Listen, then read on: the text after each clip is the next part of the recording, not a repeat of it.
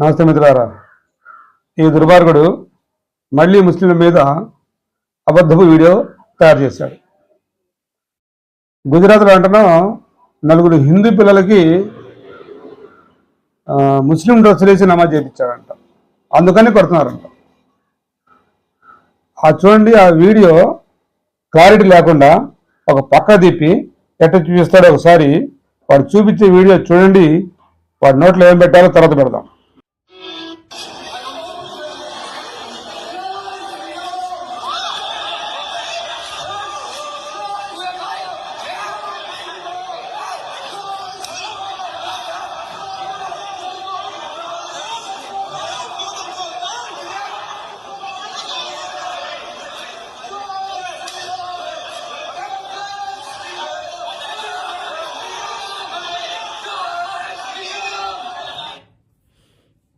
ఒక వ్యక్తిని పట్టుకొని జై శ్రీరామ్ అంటూ ఇంత దారుణంగా కొడుతున్నారు కదా, మీకు కోపం వస్తుందా?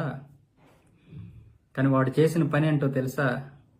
గుజరాత్లో ఒక నలుగురు హిందూ పిల్లలకి ముస్లిం డ్రెస్ వేపించి వాళ్ళతో నమాజ్ చేయించాడు. ఆ విషయం తెలిసిన తర్వాత ఎవడైనా ఏం చేస్తాడంటే, ఇప్పుడు మీరు ఆలోచించండి, ఆ విషయం తెలిస్తే వీళ్ళు చేసింది చిన్నదే, అదే వాళ్ళైతే తలలు తీసేస్తారు. అంటే మన వాళ్ళు చెయ్యరు, ఒకవేళ చేస్తే తలలు తీసేస్తారు. కానీ మనోళ్ళు ఏం చేస్తున్నారంటే ఇలాగా కొడుతున్నారనమాట. అంటే మనల్లో అప్పటి నుంచి మనలో ఆ ఇది లేదు. అంటే స్టార్టింగ్ నుంచి కూడా మనల్ని సాత్వికులుగా పెంచారు. ఎందుకంటే మనం ధర్మబద్ధంగా బ్రతకాలి కాబట్టి. కానీ ధర్మబద్ధంగా బ్రతికితే మనపై ఇన్ని దాడులు చేస్తున్నారు. ఎన్ని దాడులు చేయాలో అన్ని దాడులు, ఎన్ని రకాలుగా మనల్ని హింసించాలో అన్ని రకాలుగా. ముందా అలా బలవంతం చేసి నమాజ్ చేయించే అంత అవసరం మాకు లేదు. అలా అసలు ఆ సిస్టమే అది కాదు. ఎక్కడైనా చూసావా? ఎక్కడైనా బలవంతం చేసి అల్లాహు అక్బర్ అనమనో నమాజ్ చేయించడము? నువ్వు అలా మా ఇక్కడ హిందూ సోదరులకి బ్రెయిన్ వాష్ చేస్తే ఎలాగరా ముండా? మీకు అలవాటు, మీలాంటి మతతత్వాలు అంజకుడికి కదా అలవాటు. చిన్నపిల్లల్ని పట్టుకొని, ముస్లింలను పట్టుకొని, రైళ్లలో పట్టుకొని జై శ్రీరామ్ అనకపోతే కొడతాం, అనకపోతే చంపుతాం. అది మీకు అలవాటురా. మాకు అసలు ఎప్పుడు అలాంటి అలవాటు లేవు. ఎప్పుడన్నా అల్లాహు అక్బర్ అనమని ఎవరు పెట్టారని చూసి ఎక్కడ న్యూస్లో లేచిన దగ్గర నుంచి ఏ రాష్ట్రంలో పెట్టినా జై శ్రీరామ్ అని చెప్పి కొట్టారు, పిల్లల్ని ముసలిని కొట్టారని చెప్పి మీ మీద చెప్పుకుంటుంది. వార్తలు వస్తున్నాయి కదా. ఎక్కడన్నా ముస్లింలు ఇట్లా అల్లాహు అక్బర్ అని కొట్టారని ఎక్కడ తిన్నావా? అలాంటి అవసరం మాకు లేదు. అలా నువ్వు చేసే పనులు మొత్తం మా మీద జరుగుద్ది.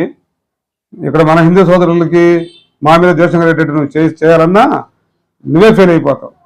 ఇక్కడ ముస్లింల మనస్తత్వాలు ఎలాంటివో, ముస్లింలు చిన్నప్పటి నుంచి ఎలా మెలుగుతారో అందరికీ తెలుసు.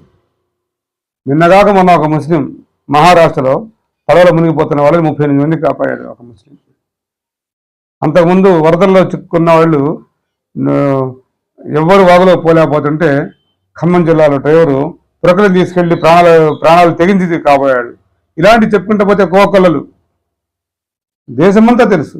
కానీ నీలాంటి వెధవాల వల్లే ఇలా హిందూ ముస్లిం ద్వేషాలు రగిల్చడానికి పుట్టారు మీరందరూ. మీలాంటి వాళ్ళు లేకపోతే ఈ దేశంలో అసలు గొడవలే లేవు, మత గొడవలు ఉండవు. వెధవ.